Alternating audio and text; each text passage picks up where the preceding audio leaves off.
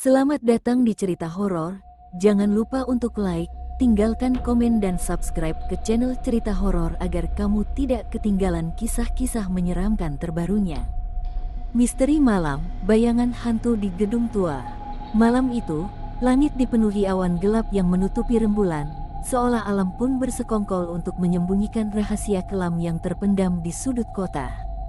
Di ujung sebuah jalan kecil yang terlupakan, berdiri megah sebuah gedung tua, bangunan yang telah lama terabaikan oleh waktu dan manusia.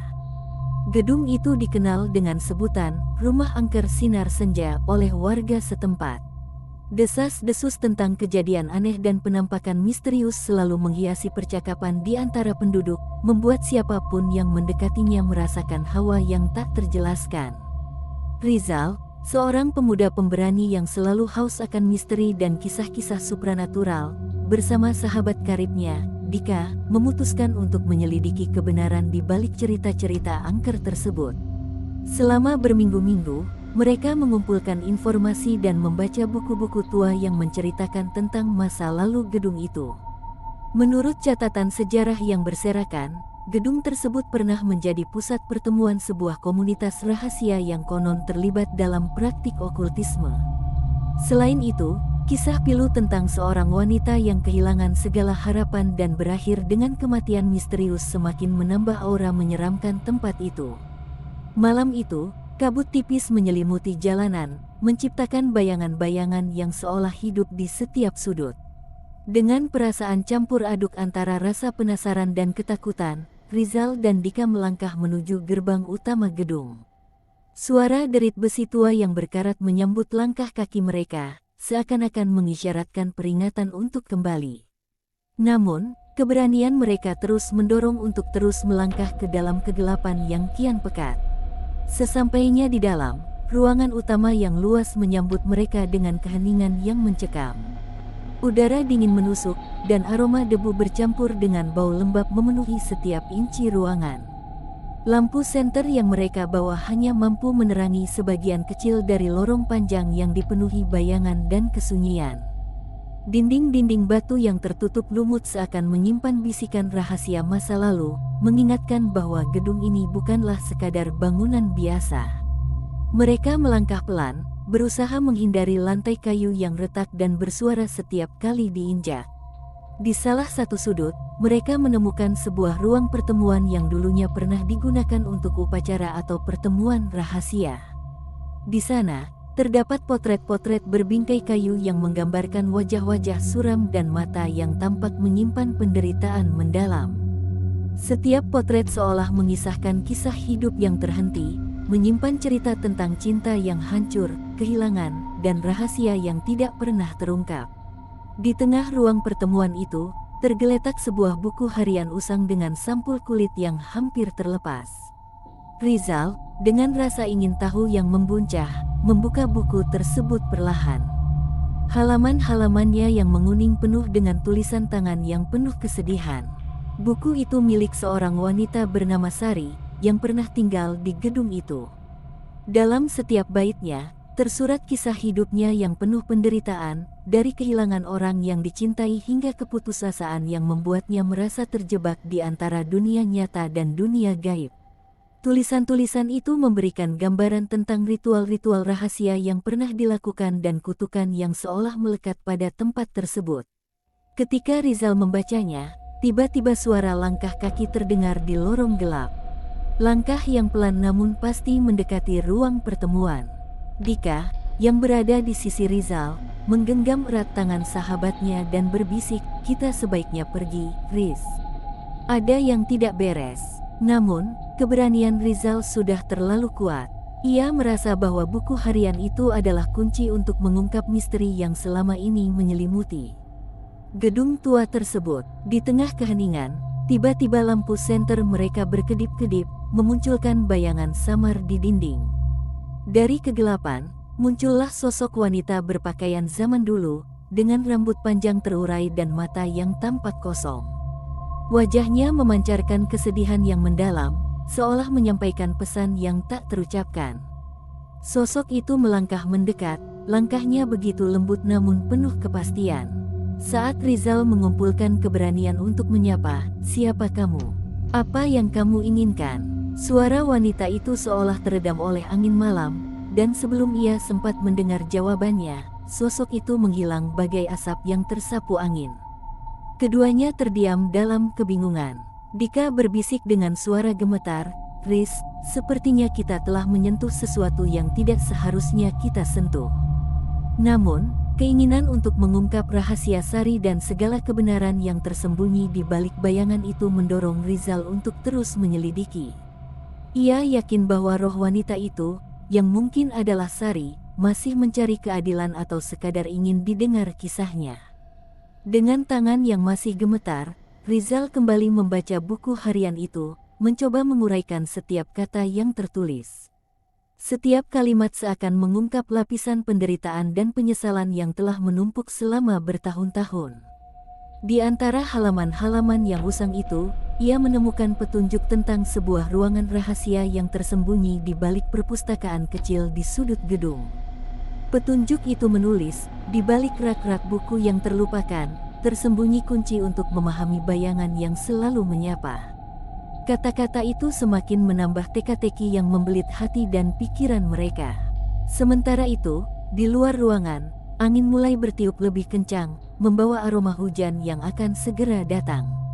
Suara derit pintu tua semakin sering terdengar, seolah-olah ada yang berusaha membuka rahasia lain dari sudut-sudut gelap gedung itu. Rizal dan Dika saling berpandangan, mengetahui bahwa malam itu hanyalah permulaan dari sebuah petualangan yang akan membawa mereka jauh ke dalam misteri dan kengerian. Malam kembali menyelimuti kota dengan keheningan yang mencekam. Setelah kejadian aneh di ruang pertemuan, Rizal dan Dika tak lagi bisa menghilangkan bayangan sosok wanita misterius yang muncul sesaat itu. Rasa penasaran yang membara, ditambah dengan keinginan untuk mengungkap kebenaran yang tersembunyi di balik sejarah kelam gedung tua, rumah angker sinar senja, membuat keduanya memutuskan untuk kembali ke tempat itu, meskipun peringatan dari orang-orang di sekitar mereka. Malam itu, kabut tebal kembali menyelimuti jalanan, seolah-olah alam pun mencoba menyembunyikan rahasia yang lama terpendam. Dengan membawa peralatan yang lebih lengkap, senter, kamera, dan alat perekam suara, Rizal dan Dika menapaki lorong-lorong gedung yang kini tampak semakin menyeramkan. Setiap langkah terasa berat, lantai kayu berderit di bawah kaki mereka, dan dinding-dinding berlumut seolah memantulkan setiap bisikan masa lalu. Pencarian ruang rahasia. Setelah kembali membaca kembali buku harian Sari yang telah ditemukan di episode pertama, Rizal menemukan petunjuk baru yang menunjuk ke arah perpustakaan kecil di sudut gedung. Di dalam buku itu tertulis, di balik rak-rak buku yang terlupakan, tersimpan kunci untuk memahami bayangan yang selalu menyapa. Petunjuk ini menggugah tekad Rizal, karena ia merasa bahwa ruangan rahasia tersebut menyimpan jawaban atas misteri yang selama ini mengganggu pikirannya. Mereka berjalan menuju perpustakaan yang remang-remang, ruangan yang penuh dengan rak kayu tua berisi buku-buku usang yang debunya telah menutupi hampir setiap halaman. Di sudut ruangan, di balik rak buku yang rapat, mereka menemukan sebuah panel kayu kecil yang tampak berbeda. Panel itu tersembunyi dengan rapi seolah dirancang untuk menutupi sebuah rahasia. Dengan hati-hati, Rizal mencoba membuka panel tersebut menggunakan kunci yang tertera samar di buku harian Sari. Dengan suara berderit yang mengganggu keheningan malam, panel tersebut perlahan-lahan terbuka, memperlihatkan sebuah lorong rahasia yang gelap. Tanpa ragu, keduanya menyusuri lorong tersebut, di mana udara menjadi lebih dingin dan aroma lembab semakin menyengat. Setiap langkah terasa seolah membawa mereka semakin dalam ke dalam pusaran waktu, hingga akhirnya mereka tiba di sebuah ruangan kecil yang tampak seperti altar. Di dalam ruangan itu, terdapat beberapa benda kuno, lilin yang sudah padam, dan sebuah peti kayu tua yang terkunci rapat. Jejak masa lalu dan bisikan hantu. Rizal merasa bahwa peti tersebut merupakan pusat dari semua misteri yang selama ini menyelimuti gedung itu. Dengan bantuan alat perekam suara, ia mendekati peti sambil berbisik, "Apakah disinilah kunci untuk memahami penderitaanmu, Sari?" Suasana seakan sepi, namun tiba-tiba angin dingin menerpa, membuat lilin yang tersisa bergetar dan hampir padam. Dika yang berada di sampingnya mengamati dengan seksama. "Riz, aku merasa ada sesuatu yang mengawasi kita." Ucapan Dika menciptakan getaran ketakutan dalam dada keduanya, namun semangat untuk mengetahui kebenaran tidak membuat mereka mundur. Dengan hati-hati, Rizal menemukan sebuah ukiran halus di bagian bawah peti, berupa simbol-simbol yang tidak dikenalnya. Ia mencoba menyusunnya seperti teka-teki, mengaitkan dengan tulisan-tulisan dalam buku harian Sari yang menceritakan tentang ritual dan kutukan. Tiba-tiba, suasana menjadi semakin mencekam. Dari balik bayang-bayang, terdengar bisikan lirih yang seolah datang dari ruang lain. Bisikan itu terdengar seperti mengulangi kata-kata yang samar, "Bantu aku, bebaskan aku." Kedua sahabat itu saling berpandangan dengan rasa takut yang mulai merayap di hati, namun juga diselimuti keinginan untuk menyelamatkan jiwa yang tersiksa. Tanpa berpikir panjang, Rizal membuka peti kayu tua tersebut. Di dalamnya terdapat serangkaian benda pribadi, surat-surat tua, dan sebuah kalung yang terpahat dengan simbol-simbol mistis. Di antara surat-surat itu, ia menemukan satu surat yang tampak paling rapuh, hampir hancur dimakan waktu.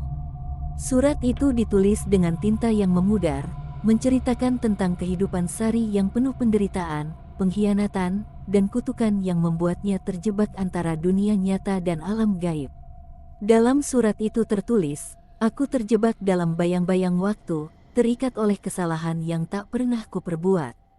Hanya dengan pengakuan dan pengampunan, aku dapat kembali ke tempat yang tenang." Pertemuan dengan Sari. Saat Rizal membaca surat itu dengan seksama, tiba-tiba ruangan dipenuhi oleh suara tangisan yang halus. Suara itu seakan datang dari seluruh penjuru ruangan, membuat kedua sahabat itu terpaku dalam ketakutan dan kebingungan. Dari balik bayangan, muncullah sosok wanita berpakaian zaman dulu. Wajahnya tampak pucat dan penuh air mata. Sosok itu adalah Sari, roh yang selama ini menghantui gedung tua itu. Wajahnya menyiratkan penyesalan mendalam, dan matanya memancarkan keputusasaan yang telah lama terpendam.